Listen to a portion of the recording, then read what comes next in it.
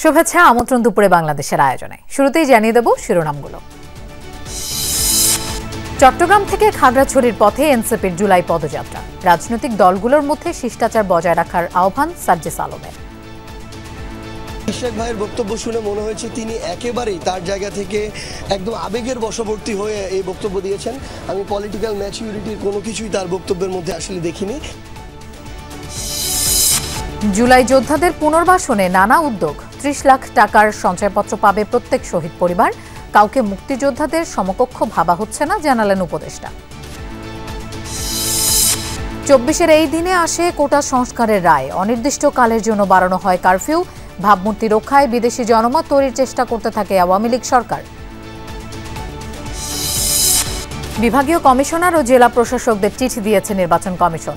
জানতে চাওয়া হয়েছে বিগত ৩ নির্বাচনে দায়িত্ব পালনকারী কর্মকর্তাদের বিষয়ে। পেশাদার ড্রাইভিং লাইসেন্স পেতে ডোপ টেস্ট যেন হয়রানির আরেক নাম। ঠিকানা বিড়ম্বনায় বাড়ছে ভোগান্তি।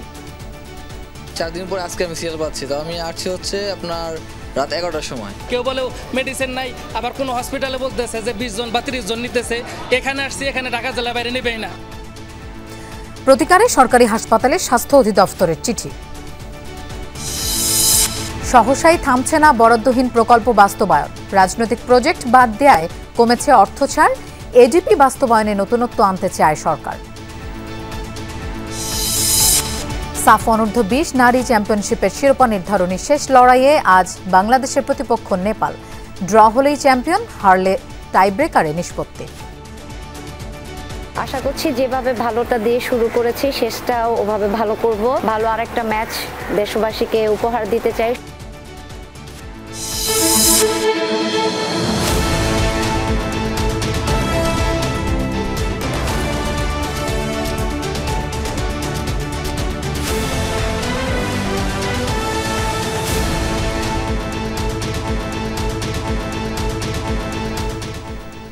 দেখছিলেন শিরোনামগুলো।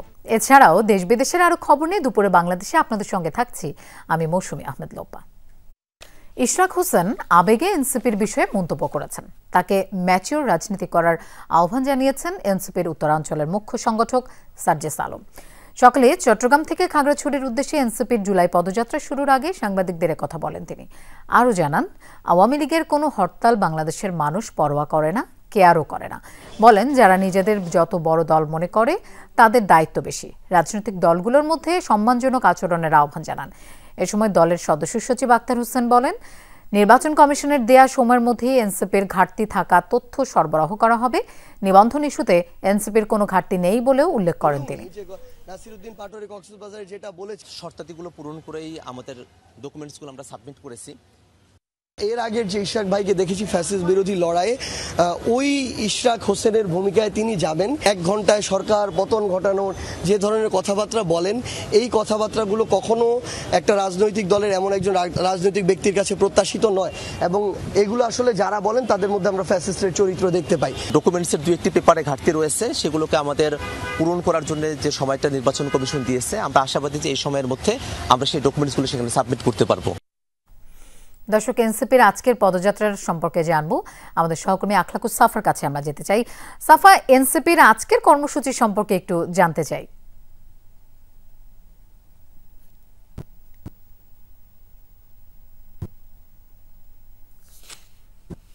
এনসিপির যে গাড়িবহর পর্যাপ্ত নিরাপত্তা ব্যবস্থার মধ্য দিয়ে সামনে পুলিশ প্রটোকল রয়েছে, আর রাস্তা বাকি 65 কিলোমিটারের মতো, যেখানে জেলার যে চিংড়ি স্কোয়ার খাগড়াছড়ি সেখান থেকে পদযাত্রা শুরু হবে।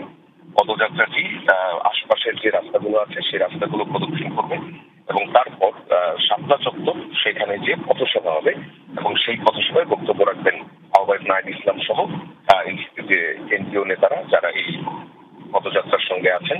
সেই পদযাত্রায় তারা বক্তব্য রাখবেন এবং সেই প্রোগ্রাম শেষ হওয়ার পর এরপর এই পদযাত্রা রওনা দেবে ফেনীর উদ্দেশ্যে এবং ফেনীর পর নোয়াখালী, লক্ষ্মীপুর এবং চাঁদপুর, সেগুলো অবশ্য আগামীকালকের যে শিডিউল সেগুলো এখন নোয়াখালী, লক্ষ্মীপুর এবং চাঁদপুর সেগুলো অবশ্য আগামীকালকের যে শিডিউল সেগুলো এখন পর্যন্ত লোপা আমরা যতগুলো জেলায় দেখছি এনসিপির যে পদযাত্রা হচ্ছে, সেসব পদযাত্রায় তারা কি কি বার্তা দিচ্ছেন।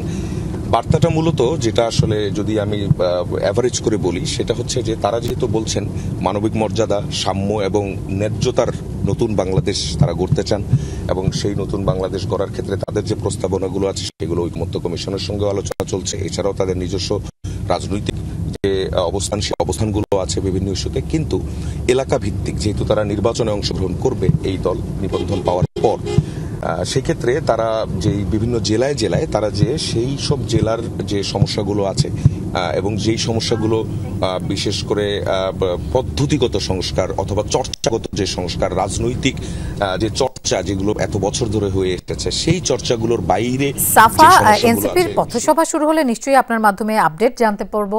ধন্যবাদ আমাদের সাথে যোগ দেওয়ার জন্য। জুলাই অভ্যুত্থানের প্রত্যেক শহীদ পরিবারকে সঞ্চয়পত্র আকারে ৩০ লাখ টাকা প্রদান করা হবে। এর মধ্যে 2024-25 অর্থ বছরে 772 শহীদ পরিবারের প্রত্যেককে 10 লাখ টাকার সঞ্চয়পত্র আকারে 77 কোটি 20 লাখ টাকা প্রদান করা হয়েছে বলে জানিয়েছেন মুক্তিযুদ্ধ বিষয়ক উপদেষ্টা ফারুক আজম। দুপুরে সচিবালয়ে জুলাই শহীদ পরিবারের জন্য গৃহীত পদক্ষেপ নিয়ে ব্রিফিংয়ে এসব তথ্য জানান তিনি। জানান, ক শ্রেণীর জুলাই যোদ্ধারা পাবেন 5 লাখ টাকা, যার মধ্যে 2 লাখ টাকা করে প্রদান করা হয়েছে। খ শ্রেণীর জুলাই যোদ্ধারা এককালীন 3 লাখ টাকা পাবেন, এর মধ্যে 1 লাখ টাকা করে প্রদান করা হয়েছে। উপদেষ্টা আরও জানান, প্রত্যেক শহীদ পরিবার 20,000 টাকা মাসিক ভাতা পাবেন। ক শ্রেণীর জুলাই যোদ্ধারাও পাবেন 20,000 টাকা, খ শ্রেণীর জুলাই যোদ্ধারা পাবেন 15,000 টাকা এবং গ শ্রেণীর জুলাই যোদ্ধারা পাবেন 10,000 টাকা করে। জানান, প্রতি মাসে মাসিক ভাতা বাবদ সরকার 14,67,80,000 টাকা প্রদান করবেন।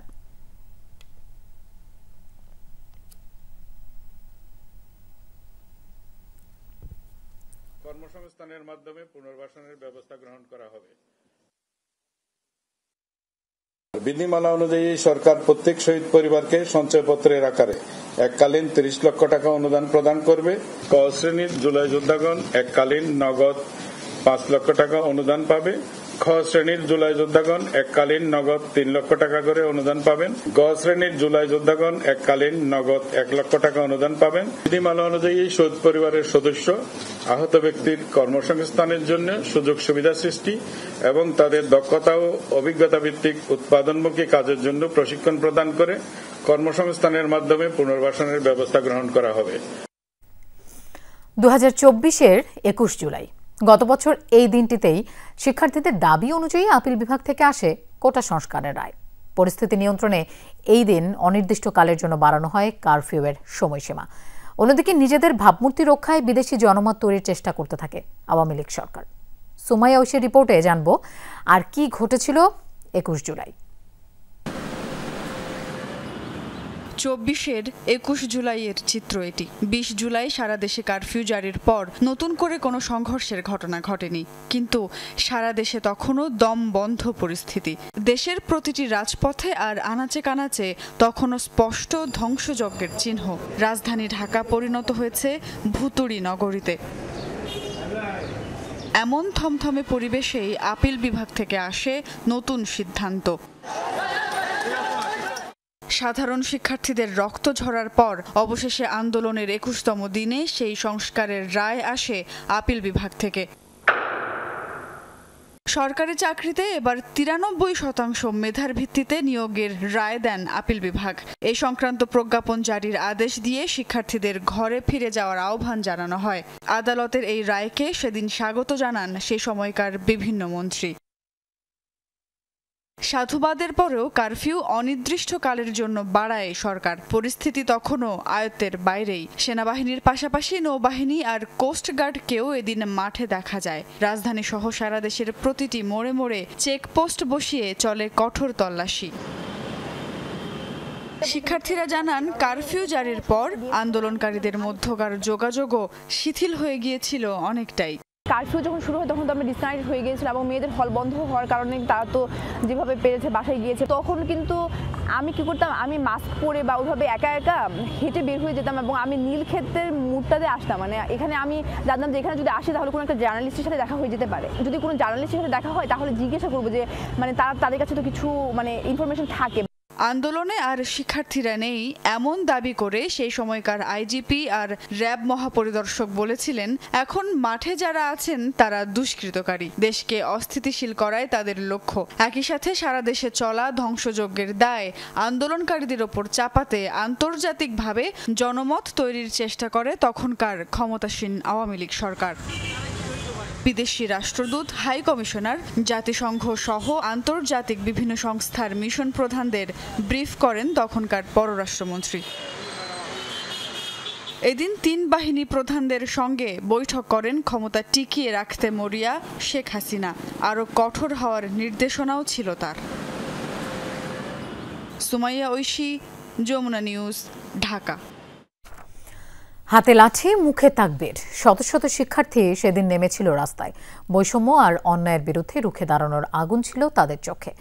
জুলাই অভ্যুত্থান বছর পেরোল। বৈষম্য আর নিগ্রহের বিরুদ্ধে জ্বলে ওঠা মাদ্রাসা ছাত্রদের সেই আগুন কি নিভে গেছে নাকি চাপা পড়েছে ছায়ের নিচে? বিস্তারিত জানাচ্ছেন তাজনুর ইসলাম, আর ছবি তুলেছেন শাহিন আলম। পুলিশ আমার কাছ থেকে ফায়ার করছিল অন্যান্য ভাইদেরকে। তা আমার পাশে যারা ছিল তারা কেউ জীবিত ছিল না, সবাই মারা গেছে। তো আমাকে একজন পুলিশ দেখে আমার পাশে আসছিল, পাশে এসে আমাকে লাথিমাতি দিছিল।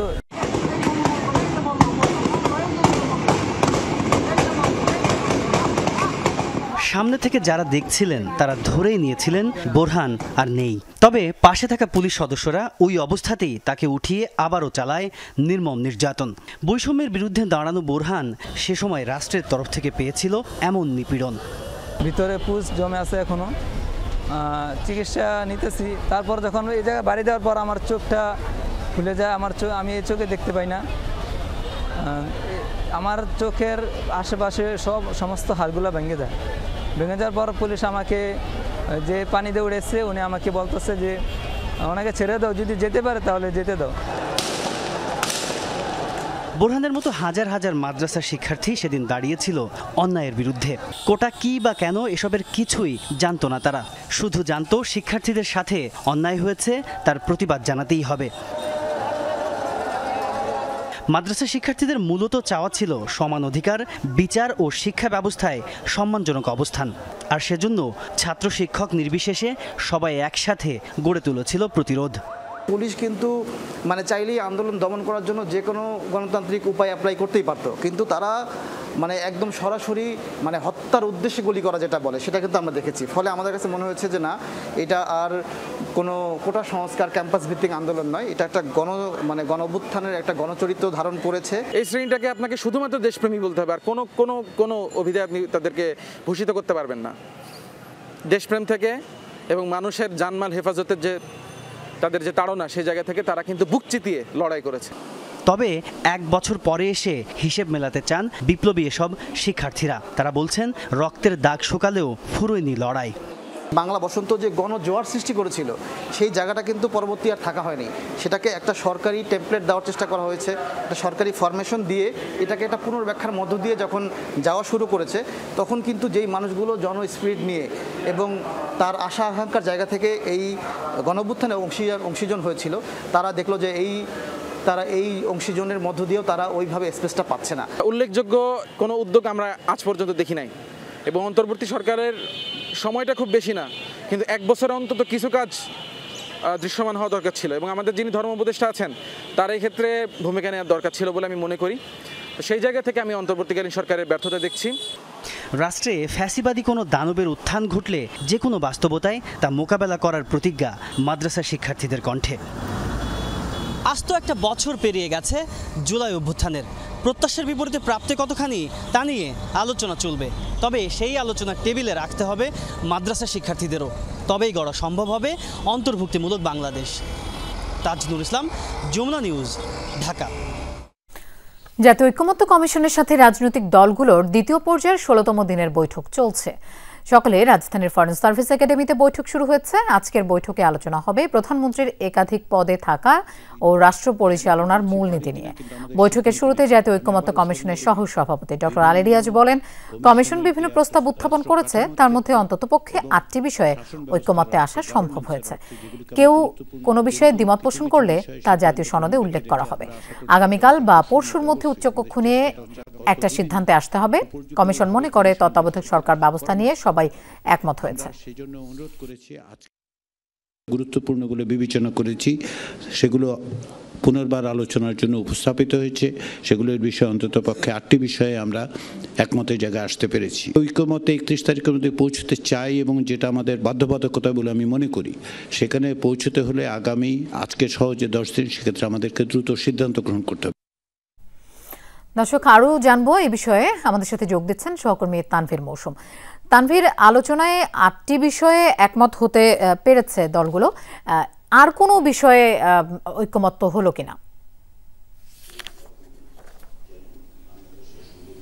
লোপা, এখনো যেহেতু আলোচনা চলমান, তাই এখনই জোর দিয়ে বলা যাচ্ছে না, নিশ্চিত করে বলা যাচ্ছে না যে আর কোন কোন বিষয়ে ঐক্যমত্য এখন পর্যন্ত হয়েছে কিনা। তবে মধ্যাহ্নভোজের বিরতির পর রাজনৈতিক দলের যেসব প্রতিনিধিরা আছেন তারা হয়তো এই বিষয়টা নিয়ে গণমাধ্যমকে জানাবেন এবং সেক্ষেত্রে কি কি বিষয়ে আলোচনা হয়েছে, কোনো ঐক্যমত্য হয়েছে কিনা নতুন করে সে বিষয়গুলো তারা জানিয়ে দেবেন। তবে এখন এই মুহূর্তে প্রধানমন্ত্রীর যে একাধিক পদে থাকার যে বিষয়টি, সে বিষয়টি নিয়ে আলোচনা হয়েছে এবং আমরা সর্বশেষ দেখেছি যে প্রধানমন্ত্রীর যে একাধিক পদে থাকা কিংবা দলীয় প্রধান, একজন দলীয় প্রধান দলের প্রধানমন্ত্রী হতে পারবেন না, এই সিদ্ধান্ত থেকে কিন্তু সরে আসার আহ্বান জানিয়েছেন বিএনপি থেকে আসা প্রতিনিধি সালাউদ্দিন আহমদ এবং এই বিষয়টা তিনি জানিয়েছেন এবং এই বিষয়টা নিয়ে তিনি জানানোর পর আরও অনেক কথা হচ্ছে, আলোচনা হচ্ছে এই বিষয়টি নিয়েই মূলত।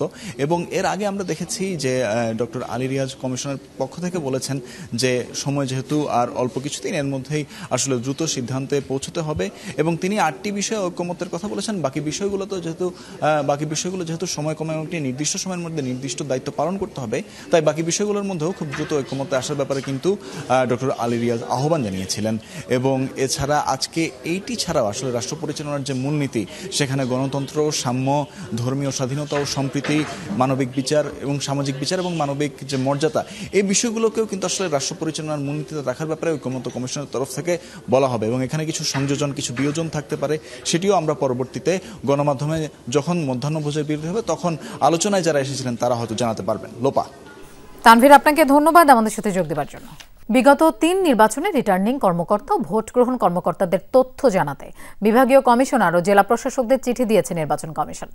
ভোট সংশ্লিষ্টদের বিরুদ্ধে মামলার পর পিবিআই এর অনুরোধে এই তথ্য সরবরাহ করা হচ্ছে। আওয়ামী লীগের শাসনামলের বিগত 3টি জাতীয় নির্বাচন ছিল চরম বিতর্কিত। একতরফা জালিয়াতির এসব নির্বাচনের মাধ্যমে সরকারের বৈধতা নেওয়া হয়েছিল। এসব নির্বাচন আয়োজনে বড় ভূমিকা ছিল ওই সময়ের নির্বাচন কমিশন সহ ভোট গ্রহণের সঙ্গে জড়িত সকল কর্মকর্তা। তদন্তের স্বার্থে বিগত 3টি নির্বাচনে দায়িত্ব পালনকারী রিটার্নিং অফিসার, প্রিজাইডিং অফিসার, সহকারী প্রিজাইডিং অফিসার এবং পোলিং অফিসারদের বিস্তারিত তথ্য নির্বাচন কমিশনের কাছে চেয়েছে পিবিআই। তথ্য পাওয়ার পর পিবিআইকে দেবে কমিশন। ক্রমান্বয়ে অন্তর্বর্তী সরকার একটি রাজনৈতিক দলের হয়ে যাচ্ছে, এমন মন্তব্য করেছেন বিএনপির সিনিয়র যুগ্ম মহাসচিব রিজভী আহমেদ। সকালে রাজধানীর শেরেবাংলা নগরে বিএনপির প্রতিষ্ঠাতা জিয়াউর রহমানের সমাধিতে দলের আরব আমিরাতের নেতাকর্মীদের নিয়ে শ্রদ্ধা নিবেদন করেন বিএনপির নেতাকর্মীরা। এ সময় তিনি বলেন, গণতন্ত্র এখনো নিরাপদ নয়। অন্তর্বর্তীকালীন সরকারকে সবাই সমর্থন দিয়েছিল, তখন ছাত্ররা দল করেনি, তাদের আচরণ ছিল নিরপেক্ষ, কিন্তু এখন তারা হয়ে গেছে রাজনৈতিক দলের উপদেষ্টা। গণহত্যাকারী শেখ হাসিনার বিচারের আগেই কেন রাজনৈতিক দল করা হলো সে প্রশ্ন তোলেন রিজভী আহমেদ। তিনি বলেন, শেখ হাসিনার আমলে বাংলাদেশ ছিল কারাগার, গোটা দেশটাই ছিল আয়নাঘর। অন্তর্বর্তীকালীন সরকার যাকে সবাই সমর্থন করেছে, এখন এই সরকার ক্রমান্বয়ে এটি একটি রাজনৈতিক দলের সরকার হয়ে যাচ্ছে। যতক্ষণ আপনাদের প্রতিনিধি ছিল আপনারা দল করেননি, আপনাদের প্রতিনিধিদেরকে মনে হয়েছে এরা নিউট্রাল, এই ছাত্ররা সাধারণ ছাত্র, তাদের প্রতিনিধি অসুবিধা নাই।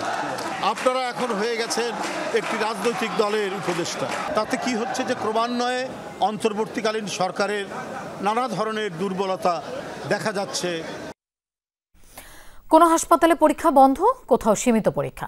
ডোপ টেস্ট করাতে গিয়ে চরম ভোগান্তিতে পড়েছেন শত শত সেবা প্রত্যাশী। আবার যাদের স্থায়ী ঠিকানা ঢাকার বাইরে, তারা ঢাকায় থাকলেও পারছেন না পরীক্ষা করাতে। ভোগান্তি কমাতে ডোপ টেস্টের নির্দেশনা দিয়ে সব সরকারি হাসপাতালে চিঠি দিয়েছে স্বাস্থ্য অধিদপ্তর।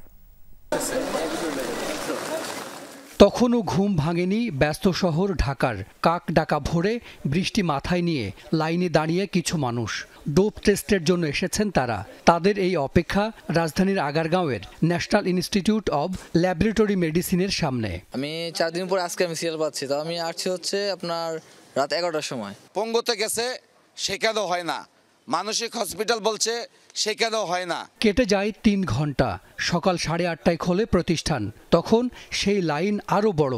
ঢাকার বাইরে থেকে এসেছেন অনেকেই।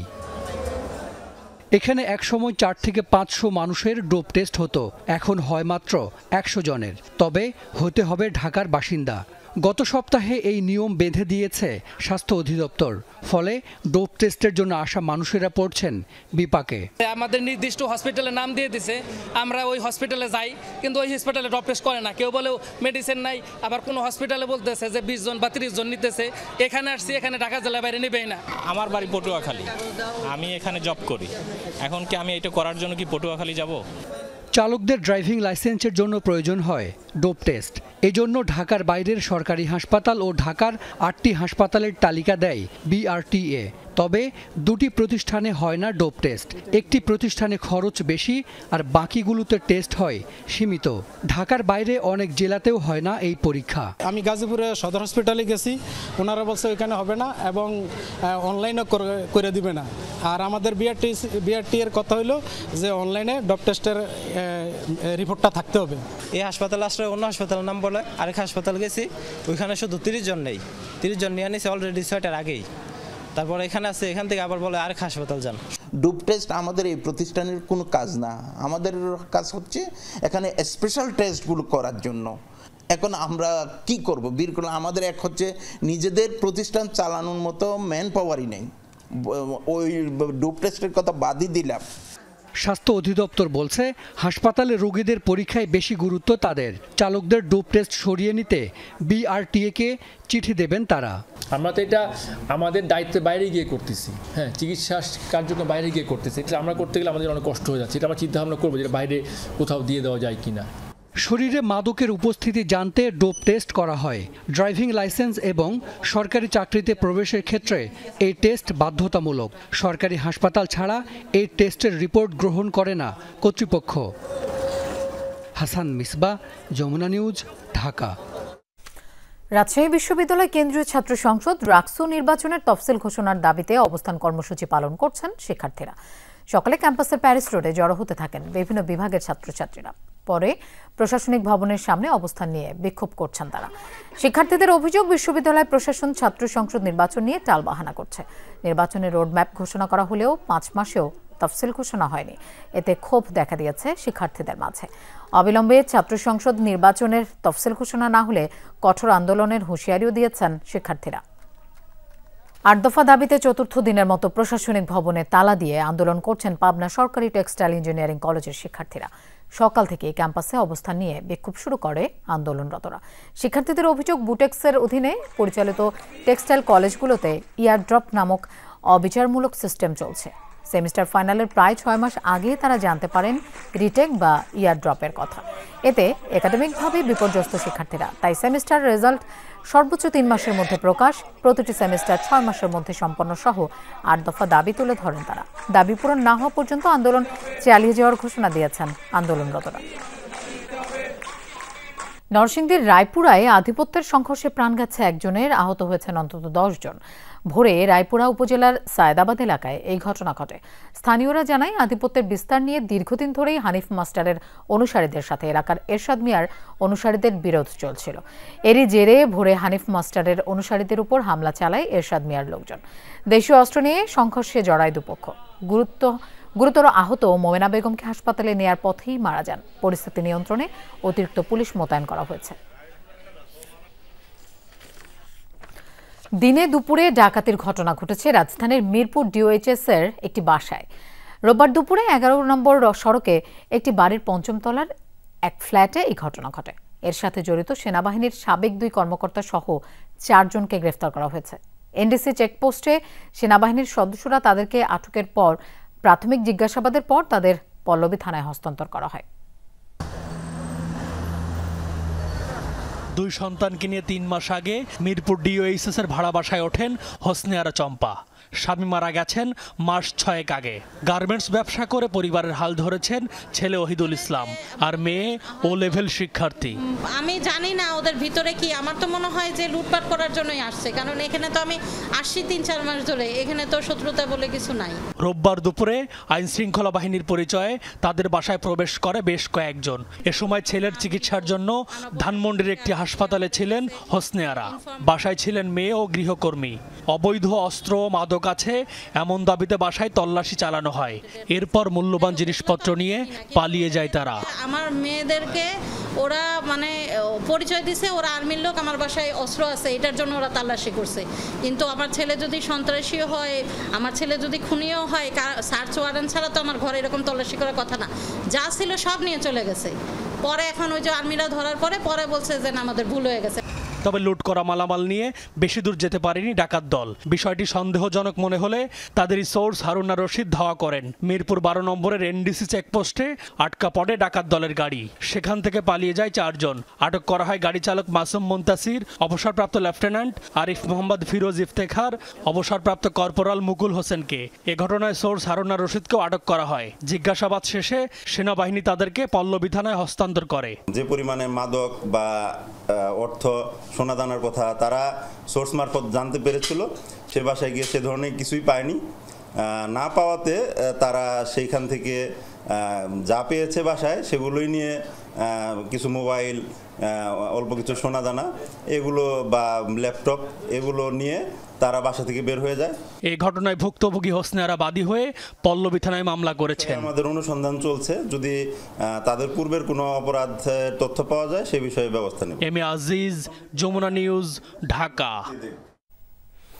সারের দাম নিয়ে 9-6 ও ডিলারের লাইসেন্সের ক্ষেত্রে যারা ঝামেলা করেছে তাদের বাদ দিয়ে নতুনদের ডিলারশিপ দেয়া হবে বলে জানিয়েছেন কৃষি উপদেষ্টা অবসরপ্রাপ্ত লেফটেন্যান্ট জেনারেল জাহাঙ্গীর আলম চৌধুরী। তিনি জানান, মালয়েশিয়ায় সারের দাম বেড়ে গেছে। অন্য দেশ থেকে সার আমদানির চেষ্টা করছে সরকার। সকালে সচিবালয়ে তিনি জানান, আগামী নভেম্বর পর্যন্ত সারের পর্যাপ্ত মজুদ রয়েছে।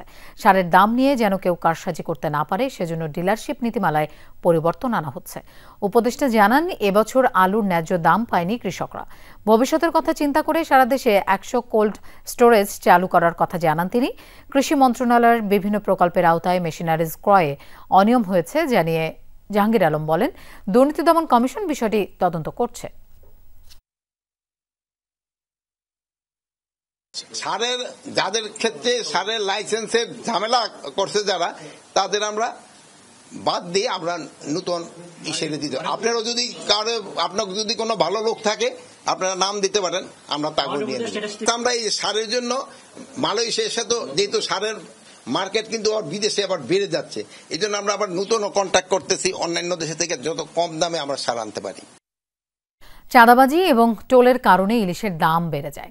ইলিশের দাম 1500 টাকার নিচে নামিয়ে আনতে চেষ্টা করছে সরকার। সৌদি আরব সহ 2টি দেশে এবার 11,000 টন ইলিশ রফতানির অনুমতি দেওয়া হয়েছে, জানিয়েছেন মৎস্য প্রাণী সম্পদ উপদেষ্টা ফরিদ আক্তার। সচিবালয়ে জাতীয় মৎস্য সপ্তাহ 2025 উপলক্ষে ব্রিফিংয়ে এসব কথা জানান তিনি। বলেন, ইলিশের মৌসুম শুরুর পর 12 জুন থেকে 20 জুন পর্যন্ত 46,790 টন ইলিশ আহরিত হয়েছে। ইলিশের দাম এখনও নাগালের মধ্যে আনতে পারেনি, স্বীকার করে সরবরাহ বাড়লে দাম কমবে বলে আশা তার। বলেন, প্রধান উপদেষ্টা কার্যালয়ের পক্ষ থেকেও ইলিশের দাম নিয়ন্ত্রণে উদ্যোগ নেওয়া হয়েছে। তিনি আরও জানান, দাদনের দুষ্ট চক্র থেকে জেলে এবং মৎস্যজীবীদের মুক্ত করতে সহজ শর্তে ঋণ প্রদানে বাংলাদেশ ব্যাংকের মাধ্যমে উদ্যোগ নেওয়া হয়েছে। আগামী 22 থেকে 28 জুলাই জাতীয় মৎস্য সপ্তাহ পালন করা হবে। এবারের প্রতিপাদ্য, অভয়াশ্রম গড়ে তুলি, দেশি মাছে দেশ ভরি। আড়তদাররা বলেছেন, আমরা সেটা সিটি কর্পোরেশনগুলোকে দিচ্ছি। ওরা বলছে যে একদম ওই সময় যে চাঁদাবাজিটা হয় এবং কিছু টোলের কারণে ওদেরও এটা খরচের মধ্যে বেড়ে যায়। আমরা ডিজেলের জন্য অনুরোধ করেছি যে ডিজেলের দাম কমানো যায় কিনা। আমরা চেষ্টা করছি যে যেসব কারণ তারা বলেছেন যে কারণে বাড়ে, সেটাকে আমরা সরকারিভাবে কিছু কমাতে পারি কিনা। সহসায় থামছে না বরাদ্দহীন প্রকল্প বাস্তবায়ন, তবে ধাপে ধাপে এই তালিকা বিলুপ্ত করা হবে। তখন আগাম বাজেট বরাদ্দ ছাড়া কোনো প্রকল্পই বিবেচনা করা হবে না। নতুন অর্থবছরে এমন নির্দেশনা পেয়েছে সব মন্ত্রণালয় ও বিভাগ। পরিকল্পনা কমিশন বলছে এডিপি বাস্তবায়নে নতুনত্ব আনার চেষ্টা চলছে, তবে দ্রুত প্রশাসনের সব পর্যায়ে মানসিকতা বদলানো কঠিন। আগের অর্থবছর শেষ হয়েছে প্রায় 1 মাস আগে, তারপরও জুন পর্যন্ত উন্নয়ন বাজেটের কতটা বাস্তবায়ন হয়েছে তার তথ্য প্রকাশ করেনি পরিকল্পনা বিভাগ। তবে কার্যক্রম যে ঢিমে তালে চলছে তার নজির মিলছে জুলাই থেকে মে মেয়াদের প্রতিবেদনেই। বলা হচ্ছে গেল অর্থবছরের প্রথম 10 মাসে খরচ করা গেছে মাত্র 41% অর্থ। পরিকল্পনা বিভাগ অবশ্য এটিকে ধীরগতি বলতে নারাজ। বলা হচ্ছে বড় উন্নয়ন প্রকল্প বাদ দিয়ে ছোট ও গণমুখী উদ্যোগে বেশি নজর দেওয়া হচ্ছে। বাদ দেওয়া হয়েছে আগের সরকারের নেওয়া রাজনৈতিক প্রকল্প। যাচাই বাছাই করা হচ্ছে অনেক ঠিকাদারের বিল, তাই কমেছে সার্বিক অর্থ ছাড়। বিল্ডিং বানানো, ইনফ্রাস্ট্রাকচার বানানো, এগুলো সহজ, এই ধরনের প্রকল্প বেশি আসে। কিন্তু ধরা যায় শিক্ষার একটা গুণগত মান, মানে উন্নয়নের জন্য একটা প্রকল্প, সেটা নিতে হলে কি শুধুমাত্র তো মন্ত্রণালয় একা পারবে না, তাহলে তাদের হয়তো আমার ধারণা একটা আলাদা টেকনিক্যাল কমিটি থাকা উচিত, যারা সারা বছর চিন্তা করবে ওটা নিয়ে কী ধরনের প্রকল্প ওই মন্ত্রণালয় নিতে পারে। এখন এডিপি বইয়ের সবুজ পাতার বরাদ্দহীন তালিকা যাচাই করছে পরিকল্পনা কমিশন। চলতি অর্থবছরের মধ্যে এমন 258টি প্রকল্প বাধ্যতামূলক শেষ করার নির্দেশ দেওয়া হয়েছে। তবে শেষ পর্যন্ত এই সংখ্যা গিয়ে দাঁড়াতে পারে 400-র উপরে। অর্থ সংকট হলে বরাদ্দহীন প্রকল্প বাস্তবায়ন সফল হবে কিনা তা নিয়ে অবশ্য সন্দেহ আছে। পলিটিক্যাল মানে ইয়েতে যেটা নেওয়া হয়েছে যেসব প্রজেক্ট, সেগুলোকে একটু বিবেচনা করা উচিত। 2 হচ্ছে যে সেগুলোর যে মূল্যায়নটা, অতি মূল্যায়ন হয়েছে বলে আমাদের কাছে মনে হয় বা আমরা দেখেছি, সেই জায়গাতেই একটু ইন্টারসেপ্ট করতে হবে। গত 11 মাসে জাতীয় অর্থনৈতিক পরিষদের নির্বাহী কমিটি একনেকের 11টি সভা করেছে অন্তর্বর্তী সরকার। এ সময় বিভিন্ন প্রকল্পের জন্য বরাদ্দ দেওয়া হয়েছে 1 লাখ কোটি টাকার বেশি। তৌহিদ হোসেন, যমুনা নিউজ, ঢাকা। অনিয়ম, দুর্নীতি, লুটপাটের আখড়া চট্টগ্রাম জেলা ক্রীড়া সংস্থা সিজেকেএস। 15 বছরে খেলার নামে হয়েছে বাণিজ্য, বিপুল অর্থ গেছে কর্তাদের পকেটে। পট পরিবর্তনের পর এদের কেউ পলাতক, কেউ আত্মগোপনে। প্রথমবারের মতো এই সংস্থায় দুর্নীতির তদন্তে নেমে 14টি খাতের তথ্য প্রমাণ সংগ্রহ করছে দুদক। মাঠে নিয়মিত খেলা ছিল না, বিভিন্ন ইভেন্টের লিগ ও টুর্নামেন্ট হয়নি, কিন্তু এম এ আজিজ স্টেডিয়ামের চারপাশে ঠিকই গড়ে উঠেছে অসংখ্য দোকানপাট, মার্কেট, রেস্টুরেন্ট, গুদাম। শত শত কোটি টাকার এসব স্থাপনা কোনো টেন্ডার ছাড়াই দেয়া হয়েছে আওয়ামী লীগ ও অঙ্গ সংগঠনের নেতাদেরকে। কিছু নিয়েছেন সিজিকেএস কর্মকর্তা কর্মচারীরা, ভাড়ার কোনো হিসাব নেই। গত 15 বছর ধরে চলা ভয়াবহ অনিয়ম, দুর্নীতি, লুটপাট, স্বজনপ্রীতি, স্বেচ্ছাচারিতা তদন্তে নামা দুদক এরই মধ্যে সংগ্রহ করেছে তথ্য প্রমাণ। ব্যাংকে জমা আয় ব্যয়ের হিসাব, টেন্ডার বিজ্ঞপ্তি সহ 14টি সুনির্দিষ্ট বিষয়ে তথ্য চেয়ে সিজিকেএসকে চিঠি দিয়েছে দুদক। আগের গভর্নমেন্টের সময় কোনভাবে হয়েছে বা আমি আসার আগে কোন প্রক্রিয়ায় ছিল সেটা আমি সে বিষয়ে আসলে যাই না। মিটিংয়ে তো 7-8 জন মেম্বার আছে, সবার সাথে আলোচনা সাপেক্ষেই মূলত পরবর্তী কার্যক্রম গ্রহণ করা হবে। 15 বছরে সিজিকেএস থেকে খেলাধুলা অনেকটাই নির্বাসিত। স্টেডিয়াম পাড়া ছিল কার্যত দলীয় কার্যালয়। টানা 4 বার বিনা প্রতিদ্বন্দ্বিতায় সাধারণ সম্পাদক হন চট্টগ্রাম মহানগর আওয়ামী লীগ সাধারণ সম্পাদক ও সাবেক মেয়র আজম নাসির উদ্দিন। কার্যকরী কমিটিতে থাকা বেশিরভাগই আওয়ামী লীগের নেতা, ওয়ার্ড কাউন্সিলর, উপজেলা চেয়ারম্যান। কেউ বা আওয়ামী লীগের সাবেক সংসদ সদস্যের চাচাতো ভাই পরিচয়ে একের পর এক ক্লাব ও কাউন্সিলরশিপ কিনে রাতারাতি স্টেডিয়ামের সাম্রাজ্য করেন। স্বজনপ্রীতি, দুর্নীতি এখানে 1 নম্বরে ছিল। যারাই করছে আপনারা জানেন, ওরা 1 নম্বরে ছিল। শুনতাম, জানতাম এরকমভাবে হচ্ছে, অনিয়ম হচ্ছে। ক্রীড়া সংগঠকদের অভিযোগ, খেলার নামে বাণিজ্যে মেতেছিল চক্রটি।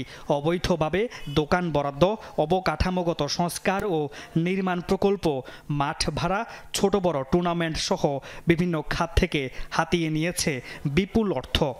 কোটি কোটি টাকা, কিন্তু সে টাকা হলো সিজিকেএসের মানে সবগুলো জমা হয় নাই। ক্যাচে করতে সাপ বেরিয়ে আসতেছে, অনেক সময় বড় বড় দুর্নীতি ধরা পড়ছে। শুধু সেক্রেটারি জড়িত থাকলো, কিন্তু বাকিগুলো সহ তো এই অনুমানের সাথে জড়িত। যে থার্ড পার্টিরা যারা থাকতো, মানে যারা প্লেয়ারগুলো আনতো, থার্ড পার্টিরা, ওরা কি করতো, ওইখান থেকে একটা ওই পার্সেন্টেজটা নিত। মামুন রশিদ অভি, যমুনা নিউজ, চট্টগ্রাম। দুপুরে বাংলাদেশের প্রথম ঘন্টা থেকে বিদায় নিচ্ছি আমি মৌসুমী আহমেদ লোপা। আর পরের ঘন্টার খবর নিয়ে ফিরবেন সহকর্মী নুসরাত বৃষ্টি। আমাদের সাথেই থাকুন।